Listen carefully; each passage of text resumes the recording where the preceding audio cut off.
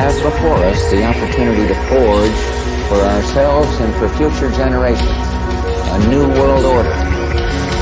This crusade, this war on terrorism,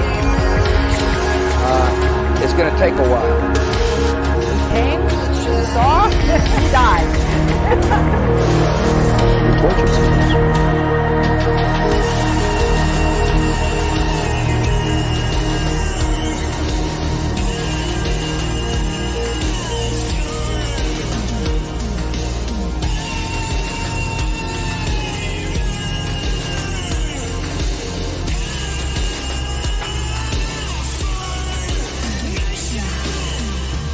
Yourselves to these unnatural men with machine minds and machine hearts. You are not machines. You are not cattle. You are men. You have the love of humanity in your hearts. You don't hate. Only the unloved hate. The unloved and the unnatural. Soldiers, don't fight for slavery. Fight for liberty. And Space Truck is parked. Ladies and gentlemen, welcome to the show. It's episode 28 of Dave versus Goliath. We are back. Paused for another week. We'll get into it. I know. I'm trying to be on the weekly schedule, but the social media gods have been fucking with me. We'll get more into it in a little bit because some people have gotten it worse than I have. So we're still here. But a week off because YouTube gave us a slap on the wrist for one of our videos, and maybe we'll talk about that for a minute. But yeah, guys, if you are listening on Apple or Spotify, please do your boy a favor and leave a nice review for me because that really helps the old algorithms there. If you're watching on YouTube or Odyssey, please hit the like and subscribe button, and so you can stay up to date on the channel and whatnot. And if you're watching it live, I appreciate you the most. Somebody was here 2 days early almost, live in 42 hours. Fuck you. I need read on call live. I love it. I hope that guy shows tonight. For everybody else, share the links on social media, Facebook, Instagram. That really helps because your boy, as you know, has been given the boot from Twitter again. So yeah, that really pisses me off. We got a episode taken off. Episode 24 with Dr. Green Makakis got the boot from YouTube for medical misinformation. This is, again, a medical doctor who gave a wonderful presentation based completely on facts and science. But they are slaves to the World Health Organization, as they basically put in their own note to me. So that one you're going to have to find on Odyssey, guys. It really pisses me off. It goes all the way to 23, skips 24, goes to 25. This is not good for my OCD. But we'll work it out. Guys, today on the show, we have a very special guest. He's been in the movement for a couple years now. He's making some waves. He's been on Kennedy. He's talked to guys like Tom Woods and Dave Smith, and he's been everywhere, literally all over the country in his truck. And he just made the move back to New Hampshire, living it up in the Free State. If you know him, you love him. Reed Coverdale. Reed, what's up, man? Hey, Dave. Thanks for having me on, man. This is cool. Absolutely, man. Yeah, thanks for making the time. So yeah, you and I share a recent fate lately. It's funny. We had a conversation, I think a year ago almost, when I went into our messages to try and set the show up. This is what we were talking about a year ago, was you losing the Twitter account first and me saying, hey man, people are really, kind of cheering you on here still. And you said you felt like it's a wonderful life a little bit. You could kind of ghost it out. But then here we are again, a year later, and you got the boot. A week later, I got the boot with Jose Galison and Josh Smith in the same day. I think all of us were probably evading one or more bands. That's probably what it is. I don't know how they catch it or what, but how's that been, man? It's been a couple weeks without it. You were really crushing it on Twitter. Are you bummed? Or are you just like, fuck it, I'm going to continue doing the thing? Or how you feeling about that?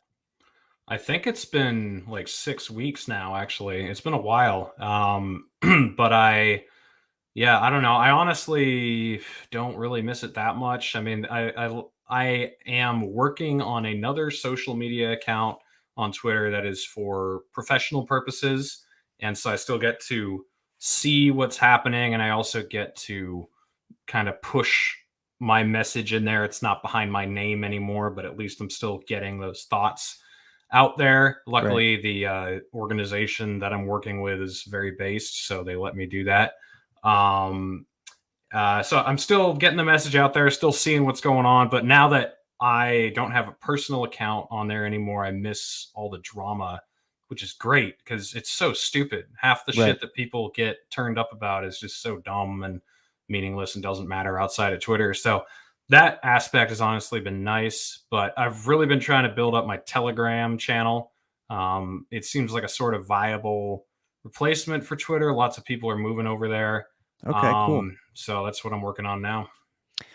And I've noticed you're pushing Substack pretty hard lately, which I love, man. Yeah, because transfer that energy into something, and you're doing a great job with it. I just checked out I think it's the most recent one that you put out. I think it's called DeSantis, The Rights Obama.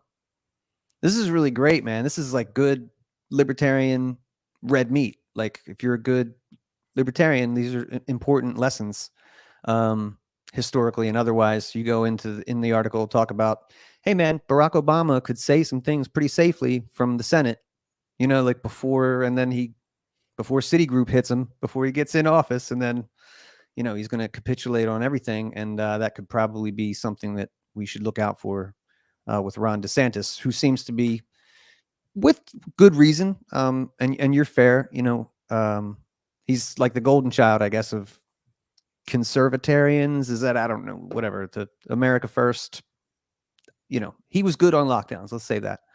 But you're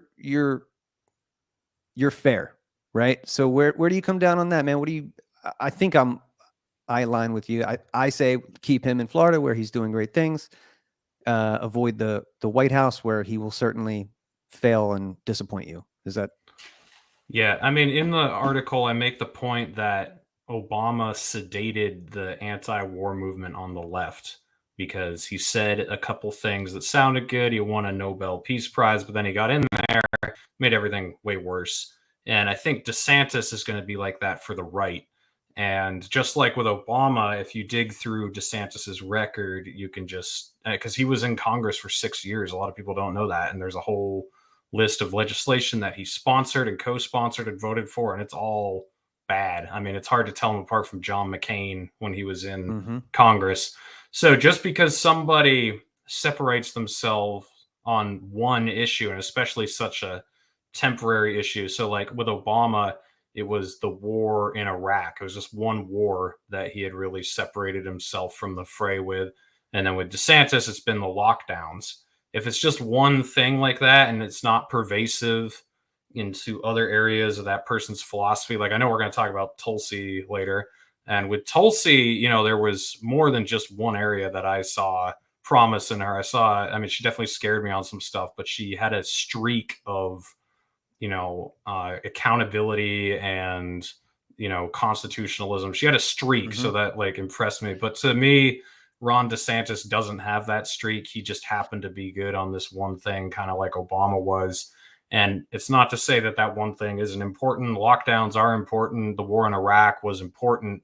But if you look into their records and you see that they, in general, support regime change overseas, they also, in general, support authoritarian,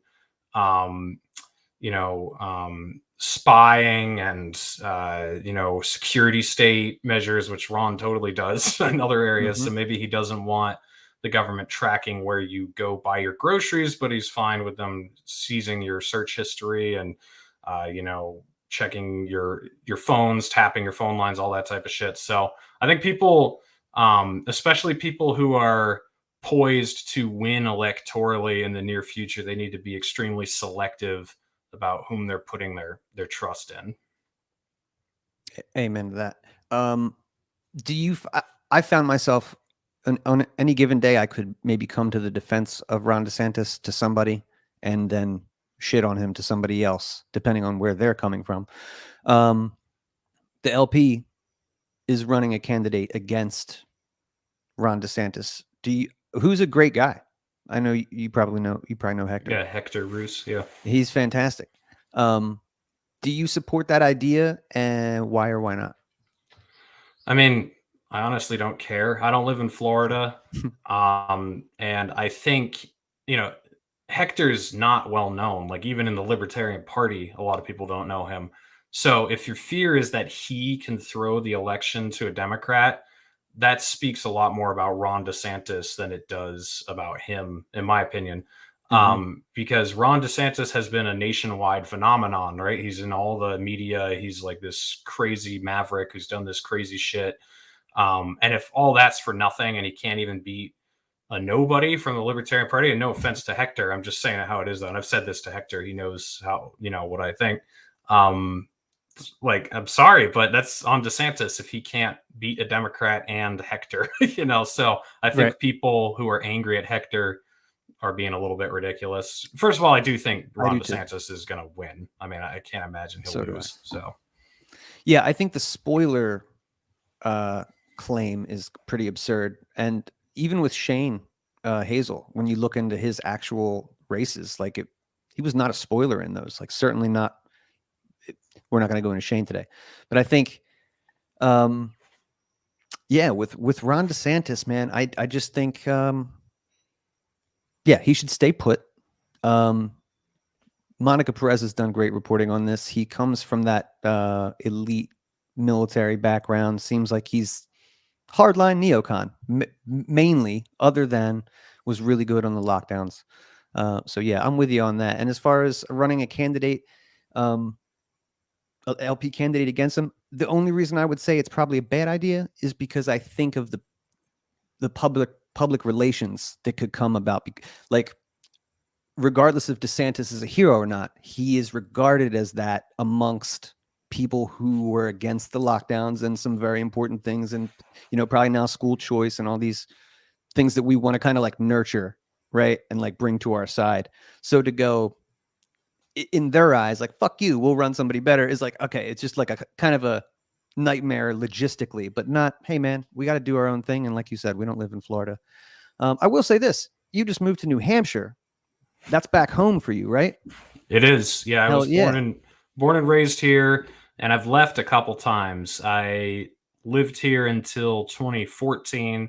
When I was turning 21, I left and did a road tripping spurt around the country. So I went out and lived in Arizona for about 4 months, and then did a bunch of road tripping and settled in Colorado for 6 more months.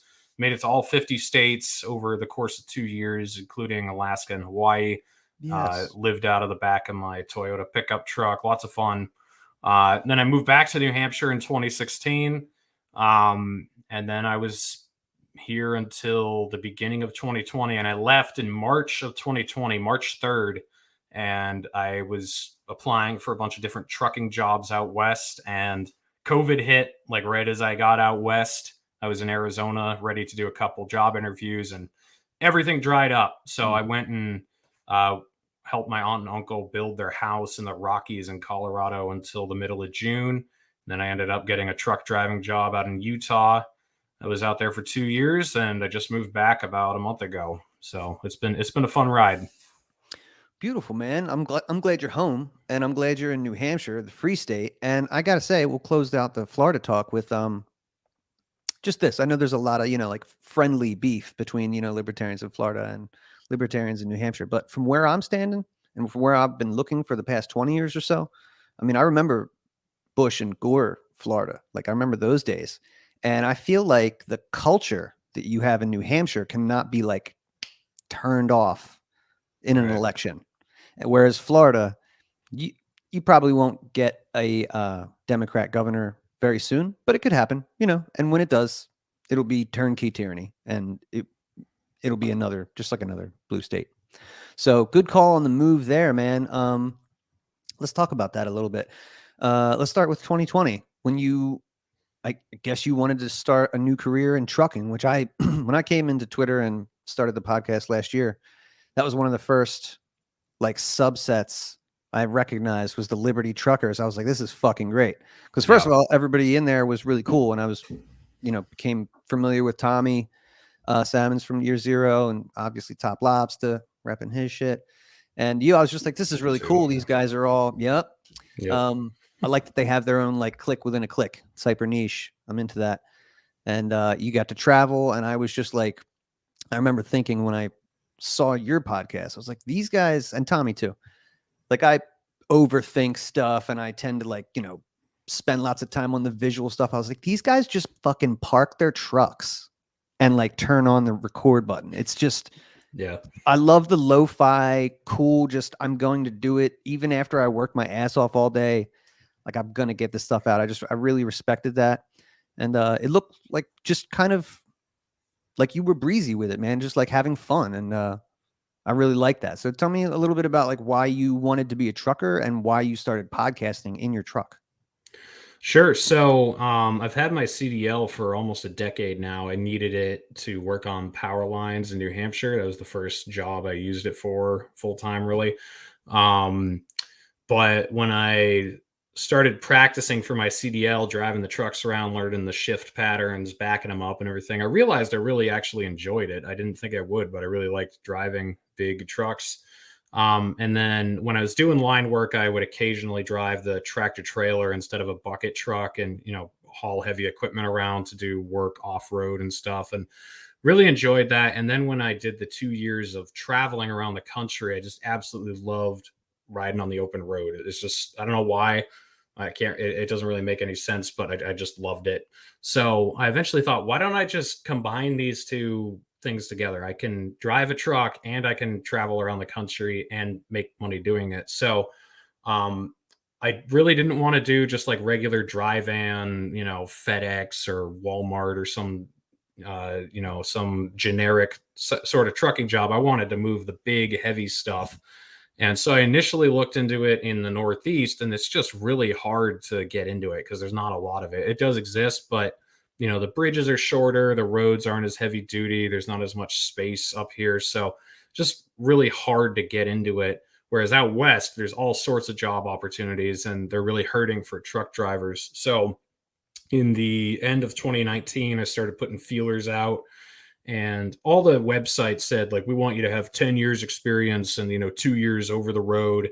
I didn't have any over the road experience trucking, and I only had like 7 years driving experience. But when I filled out these applications, everyone was just like, okay, when can you start? Even though I hadn't moved any like huge stuff yet, I'd moved like 50,000 pounds or something sort of heavy, but never like, and like grossing at like 90,000 pounds. So some sort of heavy stuff, but never anything huge.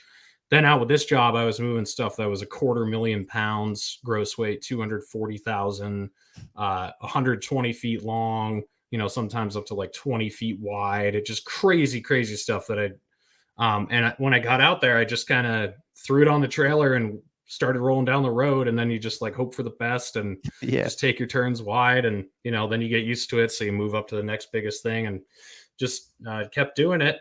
And so I got to backtrack a little bit for the podcast. I had thought about doing some sort of podcast like early on, like 2017, 2018, but it was going to be more about philosophy, more about religion or something. Because back in those days, I was kind of into the intellectual dark web or whatever, and the Sam Harris and Jordan Peterson. And didn't necessarily agree with any of their politics, but I just thought their thought process about religion and reason was interesting. So I was thinking about getting into some sort of podcast related to that. But then when 2020 came around, there was just nothing to talk about other than politics because everything got so politically charged. So when I was out in Arizona, ready for my first job interview, and then everything fell through the floor, everyone got terrified. And I'll admit I was too. I don't think any of us really knew what was going on yet. So we were all just like hanging out at home. But then I heard about the CARES Act, and I was listening to Peter Schiff talk about it, and also Jimmy Dore talk about it, and a few other people, and what was in the bill. And it was driving me insane. And I was nonstop posting to Facebook about it. But I had like 65 friends on Facebook. It was my grandmother and my aunts and uncles and my friend from high school or whatever. So it's just kind of fallen on deaf ears. Everyone was like, yeah, so what, whatever. And so then I realized like, wow, I need to build some sort of platform so I could talk about this. So I actually started a Twitter account. This was in like I don't know, April of 2020, I think. And it started growing pretty quickly. And pretty soon I had like 3,000 followers. And so I just kept tweeting stuff about economics and about what was in these bills that they were passing throughout COVID. And then in like May, I decided, you know what, I should just do a podcast and just like open the screen up on my laptop and just talk for half an hour about this and then post it and see if it gains any traction. And so I already had this YouTube channel where I'd posted a couple videos about Tulsi Gabbard. And I also had posted that gun video with the Garand. It hadn't gone viral yet. And so then I started doing the podcast. And then like a month after I did the podcast, the Garand video went viral. So I instantly had 2,000 subscribers out of nowhere. So I was like, damn. So I just kept doing my thing. I got Spike Cohen on the show eventually. And then early in 2021, I really started taking off. Got people like Larry Sharp, Dave Smith, Ryan Dawson, eventually like Tom Woods, Ron Paul, Abby Martin. It just like kept exploding from there. So it's been cool. I never expected it to really get anywhere near as popular as it's been, but you were talking to the simplicity of the podcast, and that's very true. I didn't take that the wrong way at all. Like the podcast is about content. It's not about any special effects. And I realized, I'm always joking with Josh Smith about how I've like kicked his ass on YouTube, and he's always complaining about it whenever we see each other, whenever he has me on his show. And I said, yeah, but man, you did it wrong. Like you went with all the special effects and everything first. You got to set the bar really low so you can reach it every episode. So like if I do an episode without some sort of catastrophic technical failure, it's a win. It's like, whoa, we made it all the way through. And it's that type of stuff is kind of expected. They don't expect like the perfect crisp video and the perfect sound. Like it's kind of like, okay, we're watching Reed's podcast. We got to be ready for anything to go wrong. And I haven't really fixed that. And part of it is because that's just kind of the character of my podcast at this point. So it's been an interesting ride, man. It's been real fun. Yeah, you're absolutely crushing it, dude. And you mentioned Dave Smith. Who is that dude? Everybody knows Dave. And there's a great expression that luck is the intersection of preparation and opportunity. So I would say that you were a lucky guy, not because Dave Smith anointed you or anything, but when he came into the picture, that's when I became familiar with you. I don't remember the exact story, but it was like Dave was going through this phase where he was taking on anybody who would have criticisms of his. And I think you were doing some podcasts with some other dudes that were like, not being dicks like the other guys, those guys, right? But like levying some criticisms at Dave. And I remember like hearing about it, like, and seeing some clips of Dave on the show and him talking to you, and it's like coming back and maybe inviting you on. It seemed like Dave noticed something in you and had you on a couple times, sung your praises. And yeah, since then, man, you've been on Kennedy and you're crushing it. You got great numbers and stuff. But I mean that as a compliment, that you were prepared for that kind of energy to take on. And I think you really used it well. Like you didn't, I just think you crushed it with that. Like, I just think it was cool to watch. And it was cool that he took it upon himself to kind of like, yo, man, I'm just going to talk to these guys naturally and maybe address some concerns. And I thought that was really like natural and cool, like not to just have a confrontation, but like, all right, here's what I'm thinking. And then maybe change some people's mind. Like he actually maybe changed your mind about some stuff. Is that fair? Oh yeah, no, that's completely fair. So, and you got it right, because a lot of people incorrectly think that I used to be like a Sarwark, like fakertarian supporting dude, where it's really not true. Like before 2020, I didn't even know who Dave Smith was. I found out who he was and this is the funny part, because I think you know this. I've been libertarian friendly since the Rand Paul run in 2016. That was kind of when I got into it, but I never listened to podcasts. Like I listened to the Peter Schiff show, the Ron Paul Liberty Report, and I'd occasionally watch like a Kerry Wedler video or something. But other than that, like I didn't have any, and I wouldn't listen to Part of the Problem or even like Tom Woods' show or any of that stuff. It was just out of I just didn't really listen to it. So, after Tulsi dropped out, I decided, okay, it's time for me to look at the Libertarian Party again. And I had been pretty unimpressed with Gary Johnson and Bill Weld in 2016 because I'd initially been impressed. Like, wow, 12% in the polls. Geez, like most unpopular candidates ever in the Republican and Democrat Party. And then it just like, we got 3.5% or whatever. So I was just like, yeah, whatever. I kind of had put it on the shelf. So then I found out about this guy, Jacob Hornberger, and I loved what he was saying. I agreed with like everything he said. And it was also such a relief coming off the Tulsi campaign where, I definitely didn't agree with everything. There was this gun control and Medicare for all and free college stuff that I just wasn't on board with. So now there's this guy like preaching this clear libertarian message. And I was like, okay, yes, this is what I want. And then I started watching him in the debates, and he was just so mean and so vicious and so stupid, like, making the biggest fucking issue out of the smallest thing. And so eventually I actually completely I completely flipped on him, and I was like, fuck this guy. I'll take Vermin Supreme over this guy. Like, I just want anyone other than him. And so then, throughout the campaign, what I knew of the Mises Caucus was attached to Jacob Hornberger. Mm-hmm. And then the only times they'd ever come across my vision was when they were attacking Joe Jorgensen over something. So my view of the Mises Caucus was that it was these dudes who just had nothing real to complain about and were all like Jacob Hornberger, like making mountains out of molehills and complaining about everybody. That was my big criticism. I never was on like they're racist, they're white national, like I never said anything like that. But then when Dave sat down and talked with us, I realized like, wow, no, he's saying all the shit I want. Like, I want us to focus on the wars and the Fed and the war on drugs. Cause I had been, a Ron Paul guy for a while with the whole like focus on the big important issues. And if you agree with anyone on anything, you work with them on that one thing you agree on or whatever. Yeah. And so that was not what I thought the Mises Caucus was initially, but you're right. Like, thankfully, Dave kind of realized that was the case and decided to sit down with us and talk. And that's what put me on the map. And it's opened up a ton of opportunities. And that's kind of where it all took off. As a beautiful man. Dan Smots has kind of a similar story. Like, he wasn't really familiar with the Mises Caucus, had heard some things because he was working with the Supreme campaign and stayed away. And I think he had put Dave Smith in one of his videos to kind of just pump up the LP. And they were like, oh no. He was like, why? Like, what's wrong with Dave?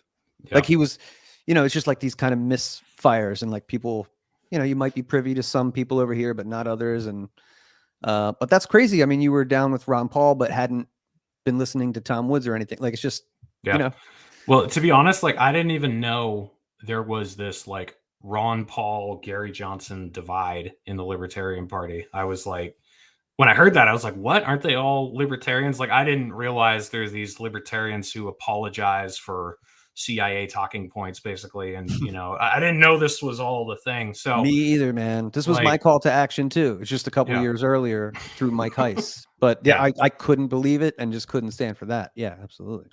Yeah. I mean, the people ask me like, so what happened to the unity thing? And it's like, well, no, I mean, I still believe in that. I just didn't realize how many fucking scumbags there were. And also, they're the ones who have distanced themselves from me. Like, I didn't even have to do it. So, like, a lot of people didn't know this, but I've known Ryan Dawson longer than I've known Dave Smith.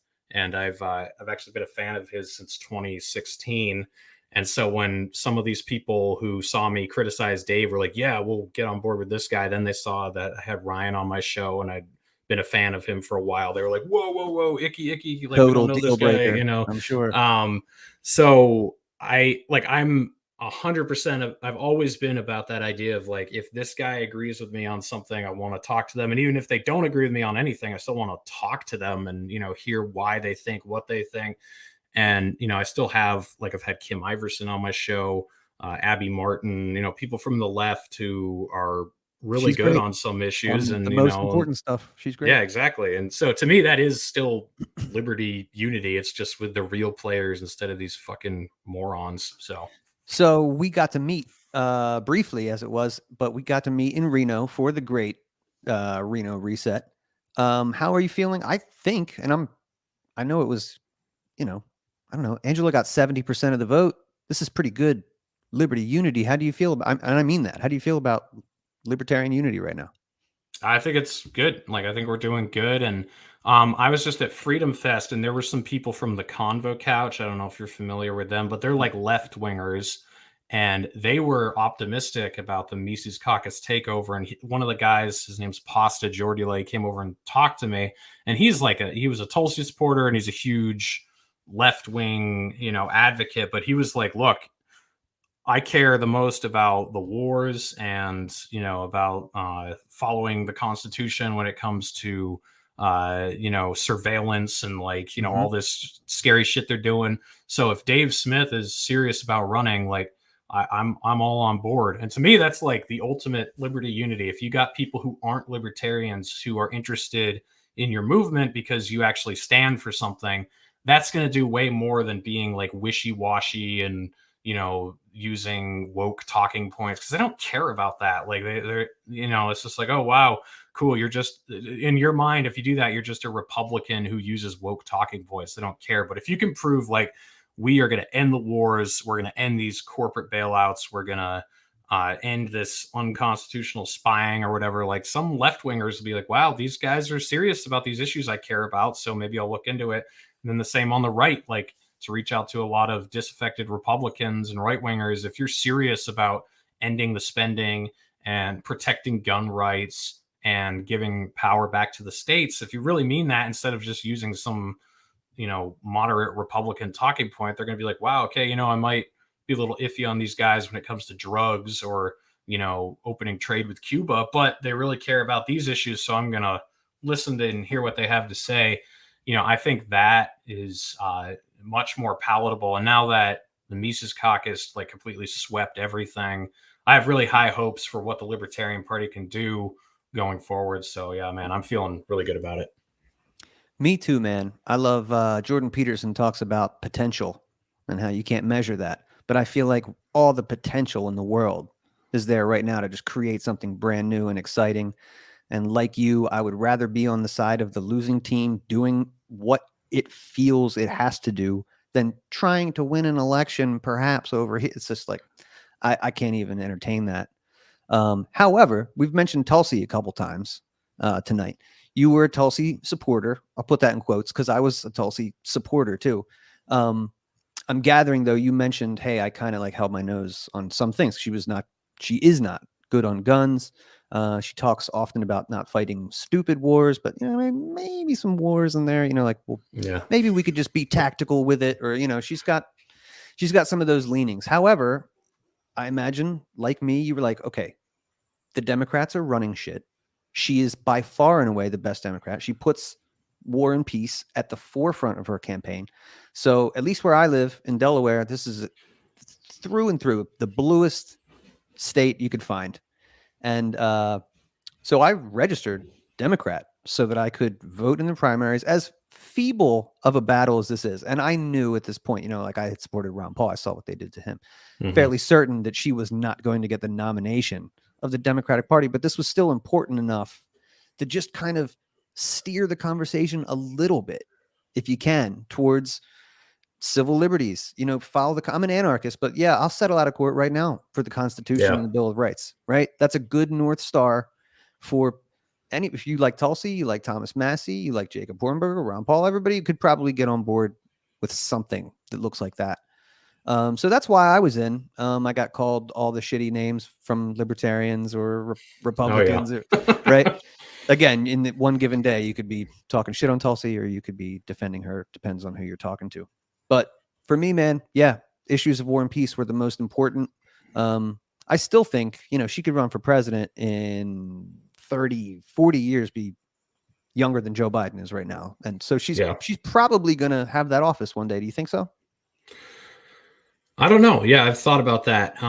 It seems like she's kind of positioning herself to be friendlier with the Republicans, because the funny thing is, even when she was running as a Democrat, all the Republicans kind of liked her, or a lot of them did. It was an interesting dynamic.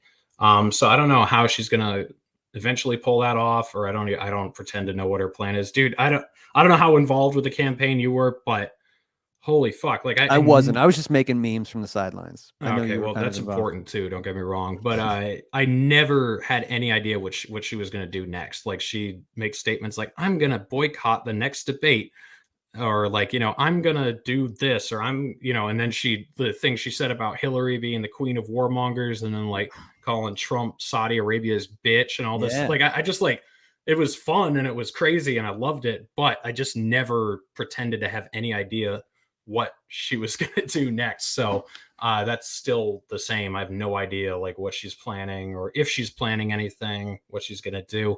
But yeah, man, I was the same way. I didn't like Trump, and I felt like it was for the right reasons that I didn't like him. Kind of like we were saying about DeSantis. Like, I feel like people don't like DeSantis for the wrong reasons. Like, most of the reasons they don't like DeSantis, that's why I do like him, to the extent that I do. And it was the same way with Trump. Like, they were all upset about, he'd say, how he talked about John McCain, or, how he These are the best called parts, right? something a shithole country or whatever. And I was just like, I don't really care. Like, whatever.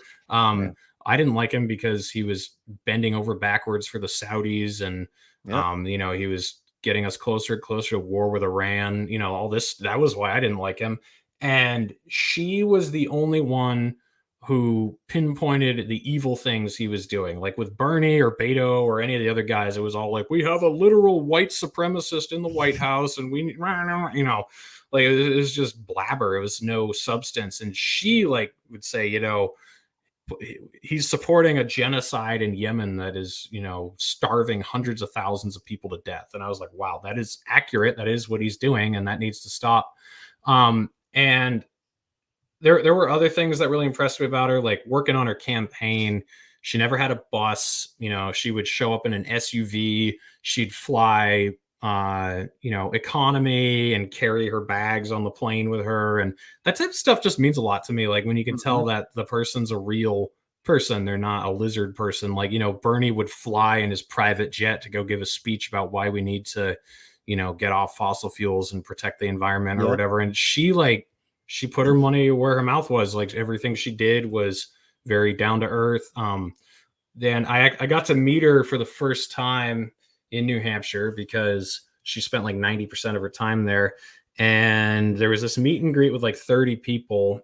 And she wasn't a Green New Dealer, but she had this thing called the Off Fossil Fuels Act. I don't know if you ever heard about that, but I told her, I was like, look, I'm a truck driver, so I want to hear, like, how are you going to phase this in? Like, how are you going to do this? How are you going to do this without like just driving fuel prices through the roof, putting tons of people out of business?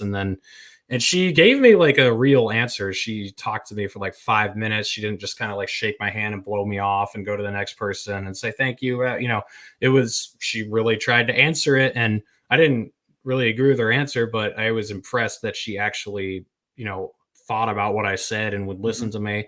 And so then I went to the Democrat convention in New Hampshire the next day. And I just decided, you know what, I'll just stand outside with a shirt and a sign for her, just to show that I'm supporting her.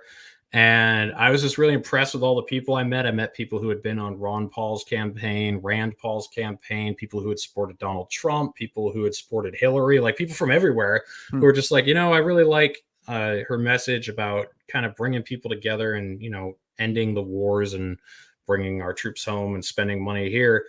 And so I decided to join the campaign, and it was a great experience. And it really red pilled me on how evil the media is. Cause I used to think like, yeah, the media lies and they're stupid, but they're evil. Like, the way they treated her was eye-opening. I mean, and they treated her way worse than they treated Ron Paul. Like, they treated Ron Paul like he was an idiot or an old fool or something like that, and kind of laugh him off.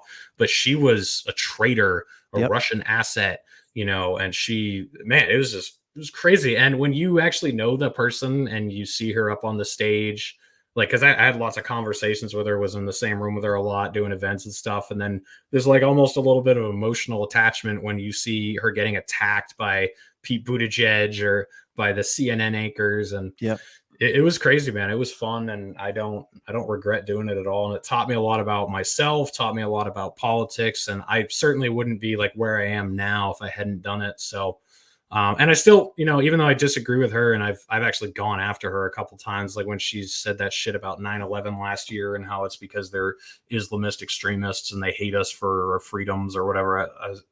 The funny thing is, to me, like, that wasn't surprising because I already knew that she was a hawk on terror, so it wasn't like a shock, but it's just Right. like, God damn it, why do you say this shit? So Yeah. there's moments like that, but I still, I still have respect for her, and I think she's a net positive, especially with all the Fox News time she gets now. I think she can really make people think about the war in Ukraine in a different light and think about partisanship and how our government works and how they're prosecuting people who don't deserve it and in a different light. So, regardless of her flaws, I'm glad she's there, and hopefully she'll eventually come on my show because she told me she would over a year ago. So I remember that, and yeah, if I ever get back on Twitter, I'll remind her, bro. You earned it. But yeah, man, she's earned my respect too, and I disagree with her on a lot. But beggars can't be choosers in these times, man. You just got to kind of like just find the best, least worst thing, right? I guess that's what we got. I'm kind of used to that at these days. But yeah, we covered Reno a little bit. We talked a little bit about was Freedom Fest. You went to Pork Fest as well. Man, you've just been everywhere. I get Pork Fest was on the way home.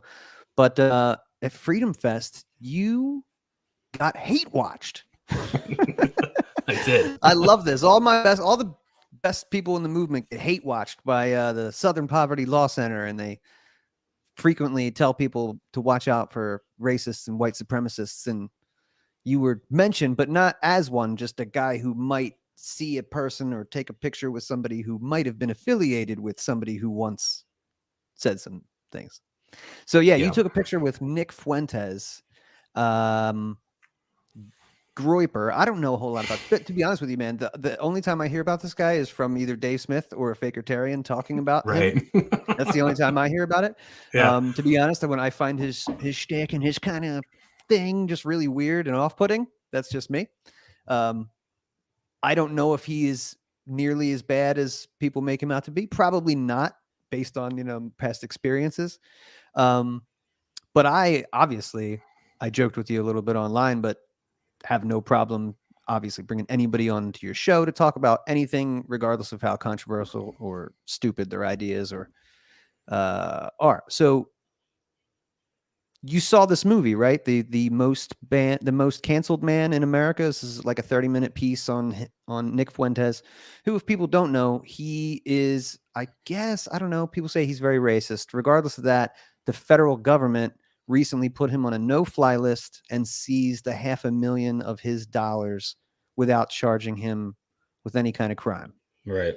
So regardless of the stuff, bad ideas. Again, I don't know much about the guy. I think I've heard him say some racist shit. So that's okay. How was the movie? It was well done. And I mean, it wasn't negative toward him, but it wasn't necessarily endorsing anything he's done either. It was just kind of showing, what has happened to him. It showed his rise to fame and then what's happened to him since then. And I don't think they actually go after him for the vile things he says. I don't think that's actually why he's been kicked off platforms. Like, I think he sometimes makes just criticisms about the government and about the way that things are being done. And so then what they'll do is they'll mask it as though, oh, we're going after him because he said these off-color things. It's like, well, you guys murder millions of Muslims every year, and you overthrow dictators and countries and plunge them into chaos. And so there's no way you guys actually care about any of this stuff. It's just the shield they use to take him down.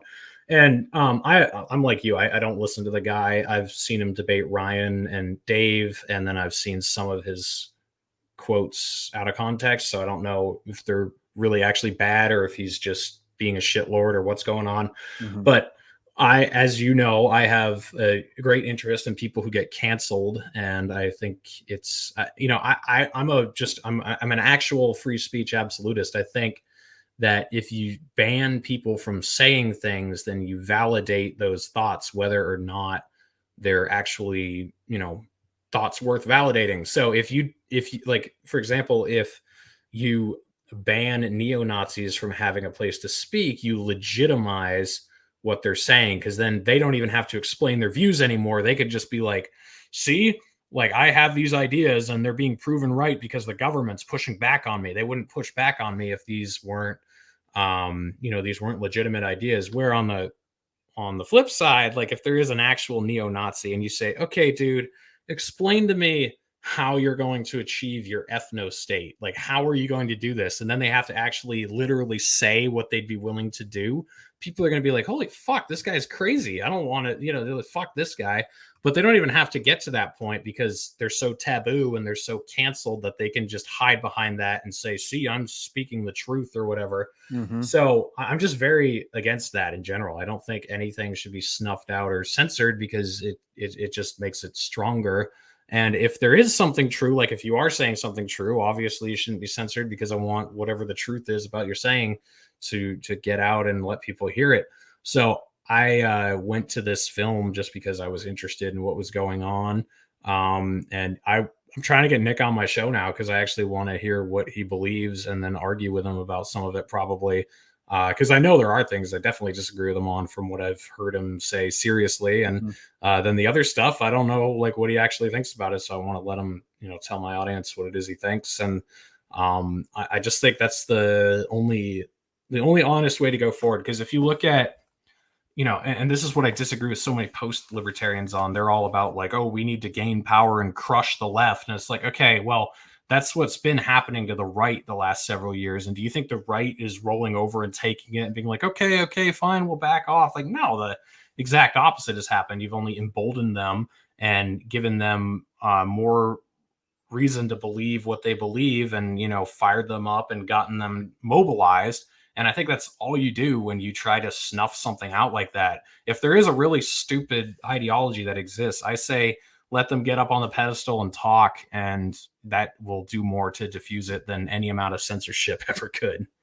Yeah, absolutely. I mean, just I'm speaking from experience. Like when Facebook started going really hard, maybe 2-3 years ago, I'm getting 30-day bans at a time. It's like, just for having an opinion. I probably never would have started a podcast if you would have let me continue to talk. But like, I feel like, no, man, I need to kind of just get it out, talk about how I feel about shit too. And if you're not going to let me do that, it's like, and then you get kicked off Twitter or get your stuff taken on over here. It's like death by 1,000 pricks. But we talked a little bit about Ryan Dawson too. Like I bet if you asked the average, like libertarian listener or whatever, if you said those two guys' names, I bet it'd be like different store and groceries, couple of racist dudes. I bet you'd hear that quite a bit. Mm-hmm. But that's obviously not fair. You've known Ryan Dawson for quite a bit. He's actually, like, when confronted about those things, has said, quite the opposite. So I gotta say, man, I think it's one of the other things that I've noticed about you is pretty cool. It's like that guy's been in the game for a long time. Like he's been trying to tell people about this shit, the same stuff we're all talking about, for a long time. And when you were on Twitter and thriving, and he had been banned probably 20 times by then and keeps coming back, you got to admire that. But he's silenced. But you would elevate his voice. And I think that's really cool. It's kind of like, I mean, not only does he's brilliant on Epstein and Zionism and, a host of other issues, the wars, all that stuff. That might be the common denominator that they do share, is talking about Israel, though, that I think that really does get you banned pretty quick from most. They don't tolerate that. The U.S. government tolerates a little bit, but the old Facebook and Twitter, they don't tolerate that stuff. No. He's great though, man. And you have him on all the time. I love, that's the other thing I've noticed about you, dude, is you surround yourself with your pals. And I think, when we get with people that we like being around, it just brings out the best in us, right? I mean, you got Tower Gang. You guys are awesome. You're like the fucking Liberty Avengers over there. Just I don't know about that, but well, like it's like a nice balance between like libertarian thought and dick and fart jokes. It's like really good yin and yang on that show. And again, yeah, you're with your friends, man. You guys all have your own thing you're doing, Jose and Top Lobster. What happened to Nick Ashley? He was on that show for a while and then just stopped coming on. If that's personal and you don't want to talk about that, that's okay. But I always thought that guy was pretty funny, and now he's just kind of doing his own thing. Yeah, I don't know, like more recently. I know initially, so I don't know if you remember this, but several of us got dragged into a domestic abuse case that we had nothing to do with. Yeah. And I think that kind of freaked him out. And so he started distancing himself from us. But that's what I know started it. Since then, I have no idea. And I wish him the best. He doesn't like us anymore, but that's his prerogative. So, yeah, okay. Oh, well. Yeah, it happens, man. You know, I guess we're not all in this to make friends and be pals. If you can make friends and make pals, that's great. But, you know, it's about the fight, I guess, you know, for me anyways. Cool, man. What you got coming up? What's going on next? You've been to Freedom Fest. You've been to Pork Fest. You've been to Reno. Are you still, what's the, are you a full-time podcaster now? Or are you going to be trucking? What are you doing? Yeah, I'll be trucking here and there. Not full time anymore, though. I'm mostly gonna just do it when I need to, but I also want to keep one foot in that world because I don't want to become an upper echelon elitist, you know, pontificating from my ivory tower. I want to kind of, you know, stay in the real world too. So I'll be working off and on, and maybe not all the time trucking either. I might be doing some other stuff here and there too. I've already gotten a bunch of offers from people here in New Hampshire to work for cash. I think it would be great to work a whole year without, you know, paying those fees to the government that we're supposed to pay every year. So we'll see if I can pull something off like that. But yeah, I'm getting more full time into the podcast and going to a lot of events. I'm going to YAL Revolution in a couple weeks. And then I'm going to the Ron Paul Institute event in Washington, D.C. in September. And I'm probably going to another one in November. And I'm doing a bunch of stuff with Jeremy on his campaign here in New Hampshire. Yesterday we finished the petitioning and we got enough signatures. So he's going to be on the ballot. And shout out to Rothbertian. She's been absolutely on it. I know the whole New Hampshire squad, you guys really have a good thing going on there, man. And he's the best. He was just on WDEL, a local Delaware station. Randy Dasher is a big fan of his. And that guy's the truth, man. That's who we need to elevate. This is so backwards when people have an issue with a guy like that, like a tech genius, you know, like entrepreneur, just like all the things you would want in a candidate, based as fuck. Look at the ads. This should be the model. You know what I mean? Shout out to Dan Smots. This is like, it really is like a decentralized revolution that's happening, man. And everybody's a part of it. It's really cool. And yeah, the potential is there. You know, I don't like libertarians lying to me, telling me they can win elections, but you can fucking change the culture, man. And you guys are certainly doing it up there. Yeah, the hope is to eventually be able to in New Hampshire because we're a small enough You'll be first.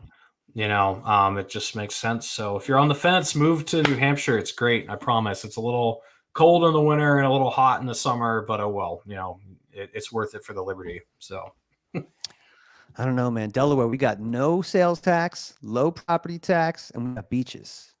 And it's this big. It's easy to manage. We only got 3 counties. We have 2 of the 3. We don't have low property taxes, unfortunately, but we do have beaches and we do have no sales tax. So all right, that's pretty sweet. And to be fair, the radio interviewer is really considering leaving Delaware for the first time in his whole life to go live in New Hampshire with all you guys doing it up. So yeah, you are the model to do it, man. Reed, we're about to get out of here, man. Tell everybody where they can find you. It's not Twitter. Where else is it?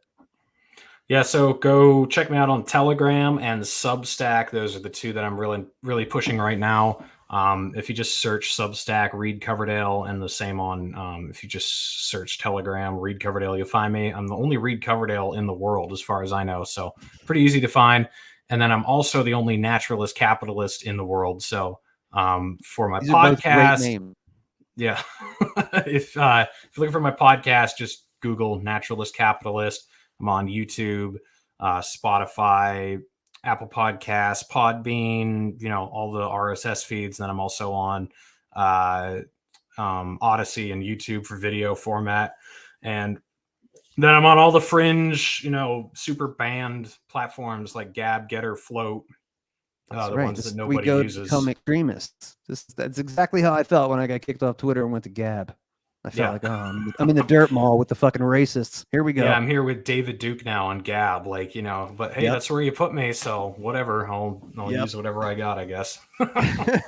Wait and see what comes next, baby. Really, thank you, man. I really appreciate you taking the time, and keep on trucking, bro. Yeah, thanks for having me on, man. That was fun. You know it. Thanks, brother. Ladies and gentlemen, that's it. Episode 28. Give it up for Reed Coverdale. We will be back next week. I think Dan will be back next week. He's been on a hiatus. I miss him terribly. And we'll get things done. Guys, thank you so much. Next time. Peace.